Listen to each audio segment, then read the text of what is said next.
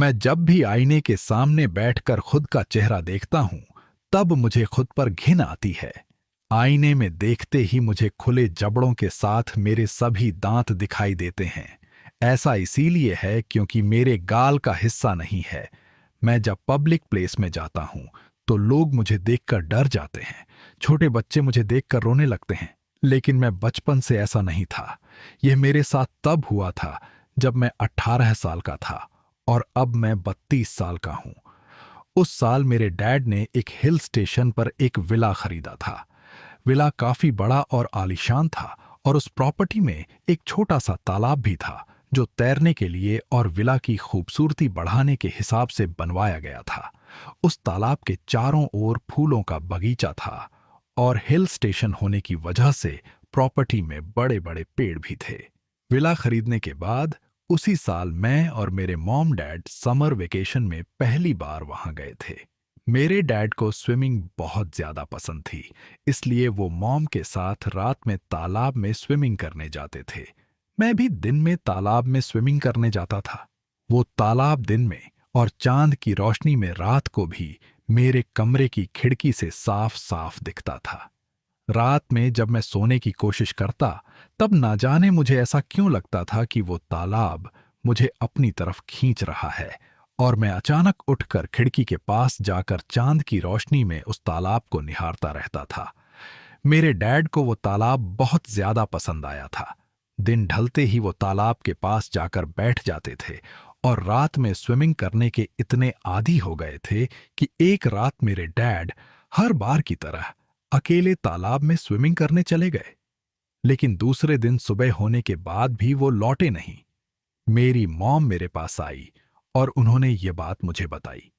उसके बाद हम दोनों ने नौकरों के साथ मिलकर उन्हें प्रॉपर्टी के जंगलों में ढूंढा, लेकिन वो हमें कहीं नहीं मिले। 24 घंटे गुजरने के बाद हमने पुलिस में कंप्लेंट दर्ज करवाई। पुलिस ने कहा कि शायद वो तालाब में डूब गए होंगे, इसलिए कुछ गोताखोरों ने उन्हें तालाब में ढूंढा, लेकिन कुछ नहीं मिला।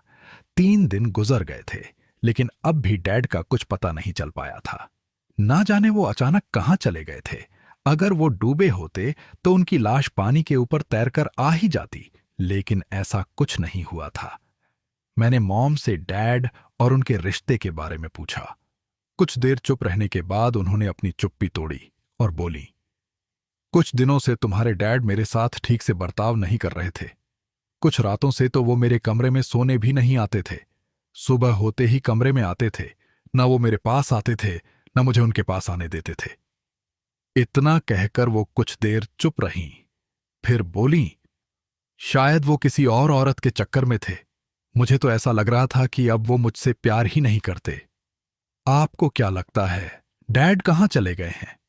पता नहीं। जंगली जानवर तो इस हिल पर हैं नहीं। तालाब में तो वो डूबे नहीं हैं। जहां भी गए हैं, अपनी मर्जी से गए हैं। जब उनका अपनी बीवी बेटे से मिलने का मन करेगा, तब आ जाएंगे। कहीं उन्हें कुछ हो तो नहीं गया?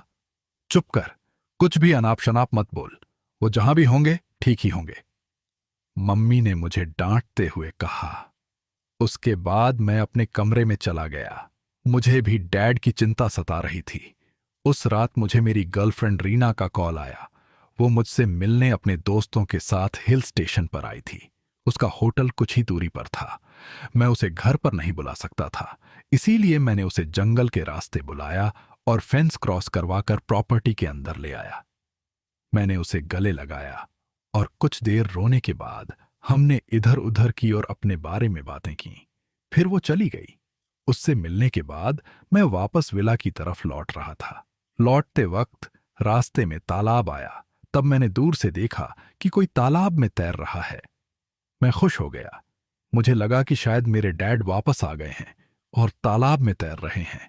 मैं भागते हुए तालाब के पास पहुंचा और मेरे हाथ निराशा लगी, क्योंकि तालाब में कोई और तैर रहा था।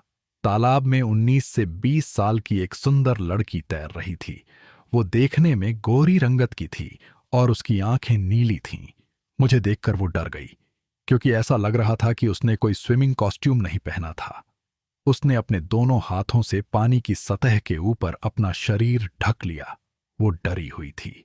वैसे तो मेरा उसे उस हालत में देखना जायज नहीं था, लेकिन वो दिखने में काफी सुंदर थी, इसीलिए मैं खुद को उसे देखने से रोक नहीं पा रहा था। कौन हो तुम? मैं मैं सीमा। तुम हमारे तालाब में क्या कर रही हो? मैं तैरने आई थी, क्योंकि मुझे यह तालाब बहुत पसंद है। मैं अक्सर यहां छुपकर फेंस क्रॉस करके आया करती हूं। मैं तुम्हारे पड़ोस वाले फार्म हाउस में रहती हूं। वो लड़की मेरी पड़ोसी निकली। यह सुनकर मुझे थोड़ा अच्छा लगा, क्योंकि मुझे वो देखते ही पसंद आ गई थी। अब इसी बहाने उसके साथ मेरी जान पहचान बढ़ने वाली थी। क्या मैं बाहर आकर बात कर सकती हूं? मैं थक चुकी हूं, उस लड़की ने कहा। मैंने मुंह फेर लिया और फिर वो तालाब से बाहर आकर अपने कपड़े पहन लिए। मैं सीमा से पूछना चाहता था कि उसने मेरे डैड को तालाब में देखा था या नहीं। जब वो लड़की तालाब के बाहर आई तो मैंने उससे पूछा, बताओ ना। मैंने जोर देते हुए पूछा। हां, देखा था। तो फिर तुमने उन्हें तालाब से बाहर निकलते हुए देखा था? हां। फिर उसके बाद वो कहां चले गए? मेरा सवाल सुनकर वो फिर से चुप हो गई। बताओ, क्या छुपा रही हो तुम? तुम्हें मेरी बातें सुनकर बुरा लगेगा और तुम मुझ पर विश्वास भी नहीं करोगे। अरे बताओ तो सही। मैंने कई बार तुम्हारे डैड के साथ एक औरत को तालाब के पास, जंगलों में और तालाब में तैरते हुए देखा है। वो मेरी मॉम थी। वो तुम्हारी मॉम नहीं थी। मैं तुम्हारी मॉम को पहचानती हूं। मैंने तुम्हारे डैड और उस औरत को एक दूसरे के साथ ना जाने क्या क्या करते हुए देखा है। तुम्हारे डैड तुम्हारी मॉम को धोखा दे रहे थे। ये सुनकर मेरा खून खौल उठा। मैं उस पर गुस्सा हो गया। बदतमीज, निकल जाओ यहां से, मैं चिल्लाया, और वो वहां से उसी वक्त चली गई। मैं भी अपने कमरे में चला गया। मेरी आंखों से आंसू निकल आए। क्या सच में डैड ऐसे थे? मुझे लगा कि वो झूठ बोल रही होगी, लेकिन फिर लगा कि उस लड़की की मेरे डैड से भला क्या दुश्मनी हो सकती है जो वो झूठ बोलेगी। मैं जैसे तैसे बिस्तर पर सो गया, लेकिन रात को अचानक मुझे ठंड लगने लगी। मैंने जब आंखें खोलीं तो मेरे रोंगटे खड़े हो गए, क्योंकि मैं तालाब के किनारे पड़ा हुआ था। तालाब के पानी के ऊपर घना कोहरा छाया हुआ था और उसमें से कुछ चमगादड़ उड़कर मुझसे टकराकर चले गए। तभी मुझे पानी के अंदर हो रही हलचल की आवाज आई। मैंने उस तरफ देखा तो उसमें से एक सर ऊपर की ओर उठा। वो मेरे डैड थे। उनकी आंखें सफेद थीं, चेहरा फूला हुआ था। दूर रहो, दूर रहो, वो चिल्लाते हुए बोले जा रहे थे। मैं काफी डर गया था। मुझे समझ नहीं आ रहा था कि वो ऐसा क्यों बोल रहे हैं।